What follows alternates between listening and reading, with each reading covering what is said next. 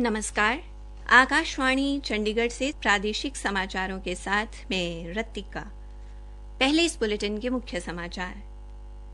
केंद्रीय कृषि एवं किसान कल्याण मंत्री ने कहा है कि मंत्रालय द्वारा स्टार्टअप को वित्तीय सहायता दी जाएगी। विदेशों में फंसे भारतीयों को देश वापस लाने के लिए वंदे भारत मिशन 5वें चरण की शुरुआत कल से हो रही है।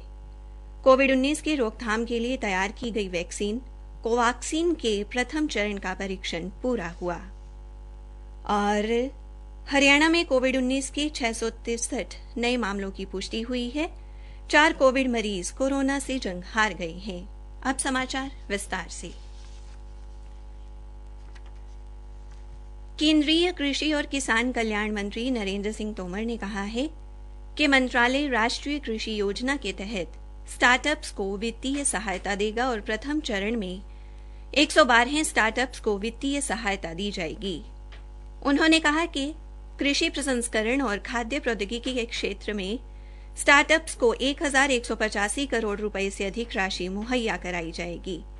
कृषि मंत्री ने कहा कि प्रधानमंत्री नरेंद्र मोदी ने कहा था कि कृषि और संबद्ध क्षेत्रों में नवाचार और प्रौद्योगिकी का उपयोग सुनिश्चित करने के लिए स्टार्टअप और कृषि उद्यमियों को बढ़ावा देने की जरूरत है। इन स्टार्टअप्स को देश भर में फैले स्टार्टअप कंपनियों को प्रबंधन और कार्यस्थल आदि बारे प्रशिक्षित करने वाले कृषि व्यापार केंद्रों में 2 महीने के लिए प्रशिक्षित किया गया है। वंदे भारत मिशन का 5वां चरण कल से शुरू होगा। इस चरण में 23 देशों में फंसे भारतीयों को लाने के लिए 792 उड़ानें संचालित की जाएंगी, जिनमें 692 अंतर्राष्ट्रीय और 100 घरेलू उड़ानें शामिल हैं। इनमें खाड़ी सहयोग परिषद के देशों सहित America, Canada, England, Germany, France, Australia, New Zealand, Malaysia, Philippines, Singapore, Bangladesh, Myanmar, Thailand, चीन, इजराइल और किर्गिस्तान शामिल हैं। कोविड-19 की रोकथाम के लिए तैयार की गई वैक्सीन कोवैक्सीन के प्रथम चरण का परीक्षण पूरा हो गया है। रोहतक स्थित पीजीआई में चल रहे इस परीक्षण में पहले चरण में 79 लोगों को ये वैक्सीन दी गई है। परीक्षण के दौरान प्रिंसिपल इन्वेस्टिगेटर की जिम्मेदारी निभा रही फार्माकोलॉजिकल विभाग की सविता वर्मा ने बताया कि परीक्षण में शामिल किसी भी व्यक्ति पर अभी तक वैक्सीन का कोई प्रतिकूल प्रभाव देखने को नहीं मिला है। आज प्रथम चरण में शामिल 3 युवाओं को वैक्सीन की दूसरी खुराक भी दी गई है। उन्होंने बताया कि दूसरे चरण की शुरुआत सितंबर में होने की उम्मीद है, जिसमें 750 लोगों को शामिल किया जाएगा। दूसरे चरण में 12 से 65 वर्ष के लोगों को वैक्सीन दी जाएगी। प्रादेशिक समाचार आकाशवाणी चंडीगढ़ से प्रसारित किए जा रहे हैं। राष्ट्रपति रामनाथ कोविंद ने ईद की पूर्व संध्या पर लोगों, विशेषकर मुस्लिम भाइयों और बहनों को बधाई दी है।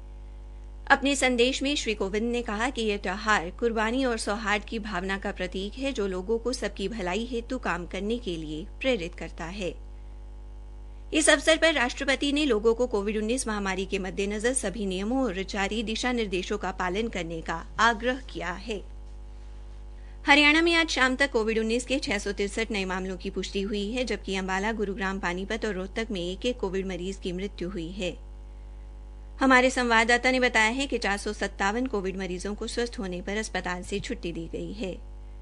फरीदाबाद से हमारे संवाददाता ने जिले में 176 नए पॉजिटिव मामले मिलने की जानकारी दी है, जबकि पिछले 24 घंटों में एक मरीज की मृत्यु भी हुई है। नोडल अधिकारी डॉ राम भगत ने बताया कि 380 मरीजों को ठीक होने के बाद घर भेज दिया गया है। पंचकूला में भी कोरोना संक्रमण के 34 नए मामले सामने आए हैं। सिविल सर्जन डॉ जसजीत कौर ने बताया कि कल शाम से अब तक 65 लोगों में कोरोना संक्रमण की पुष्टि हुई है।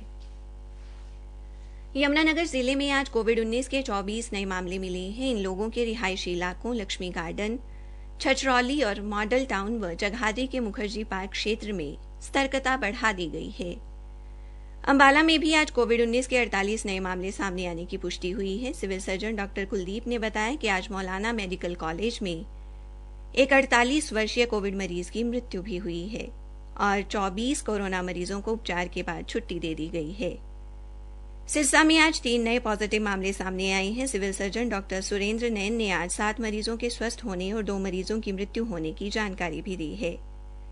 सिरसा के उपायुक्त रमेश चंद्र बिढ़ान ने बताया कि सिरसा के शिव चौक, वार्ड नंबर 16 और वार्ड नंबर 24 एवं गांव नटार के वार्ड नंबर 6 व 8 को कंटेनमेंट जोन से मुक्त कर दिया गया है। आज हरियाणा में शहीद उधम सिंह के बलिदान दिवस पर विभिन्न जिलों में कई कार्यक्रमों का आयोजन कर उन्हें श्रद्धांजलि अर्पित की गई। यमुनानगर में उपमंडल रादौर के गांव अलाहर में हरियाणा के शिक्षा एवं वन मंत्री कंवरपाल गुर्जर ने शहीद उधम सिंह की प्रतिमा का अनावरण किया। इस मौके पर पौधारोपण भी किया गया और रक्तदान शिविर का आयोजन भी हुआ। यमुनानगर के शहीद उधम सिंह पार्क में भी शहीद की प्रतिमा पर माल्यार्पण किया गया। सिरसा के गांव संगर सरिस्ता स्थित डेरा बाबा भूमन शाह में उपायुक्त रमेश चंद्र बिढ़ान ने रक्तदान शिविर का उद्घाटन किया और शहीद उधम सिंह के चित्र पर पुष्प अर्पित कर उन्हें श्रद्धांजलि दी। अंबाला शहर में विधायक असीम गोयल ने शहीद की प्रतिमा पर पुष्प अर्पित कर उन्हें श्रद्धांजलि दी। पलवल में बीजेपी के वरिष्ठ नेता हरेंद्र पाल राणा ने महाराणा प्रताप भवन में शहीद उधम सिंह को पुष्पांजलि अर्पित की और युवाओं को शहीदों से सीख लेते हुए देश प्रेम की भावना को जीवित रखने को कहा। भिवानी में भी युवा कल्याण संगठन द्वारा अमर शहीद उधम सिंह के चित्र पर पुष्प अर्पित किए गए। हरियाणा सरकार प्रदेश में खुदरा विस्तार योजना 2020 शुरू करेगी। इसके तहत Haryana agro industries corporation limited राज्य में हरित ब्रांड के तहत लगभग 2000 नए रिटेल आउटलेट खोलेगी। Haryana agro industries corporation limited के प्रवक्ता ने बताया कि प्रस्तावित नए रिटेल आउटलेट में राज्य की प्रमुख एजेंसियों जैसे वीटा, हैफेड आदि के उत्पादों के अलावा अग्रणी बहुराष्ट्रीय कंपनियों के तेजी से बिकने वाले अन्य उत्पाद उचित मूल्य पर उपलब्ध होंगे। ये रिटेल आउटलेट खोलने का मुख्य उद्देश्य उपभोक्ताओं को गुणवत्तापूर्ण सेवाएं प्रदान करना है। उन्होंने बताया कि इस परियोजना को बढ़ावा देने के लिए हरित ब्रांड के लोगों का नया डिजाइन तैयार करने का निर्णय लिया गया है। इस उद्देश्य से राज्य में एक खुली प्रतियोगिता आयोजित की जा रही है। प्रतिभागी 6 अगस्त तक अपने डिजाइन ईमेल आईडी logoharit@gmail.com पर भेज सकते हैं। विजेता का चयन मूल्यांकन और संचालन समिति द्वारा किया जाएगा। विजेता को 11,000 रुपए का नकद पुरस्कार और मान्यता पत्र दिया जाएगा। हरियाणा में आज पलवल अलीगढ़ मार्ग पर कुंडली गाजियाबाद पलवल एक्सप्रेस वे के पुल के नीचे कैंटर की चपेट में आने से एक मोटरसाइकिल सवार व्यक्ति की मौत हो गई। पुलिस प्रवक्ता के अनुसार अलीगढ़ निवासी ऋषिपाल पलवल से वापस अलीगढ़ जा रहा था।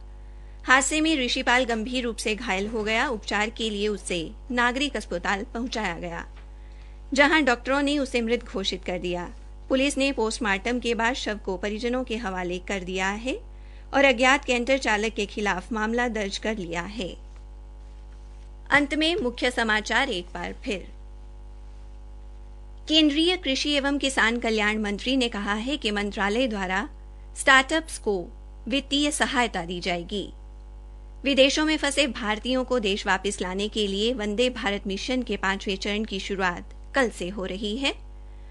कोविड-19 की रोकथाम के लिए तैयार की गई वैक्सीन कोवैक्सीन के प्रथम चरण का परीक्षण पूरा हुआ और हरियाणा में कोविड-19 के 663 नए मामलों की पुष्टि हुई। 4 कोविड मरीज कोरोना से जंग हार गए। इसी के साथ प्रादेशिक समाचार समाप्त हुए।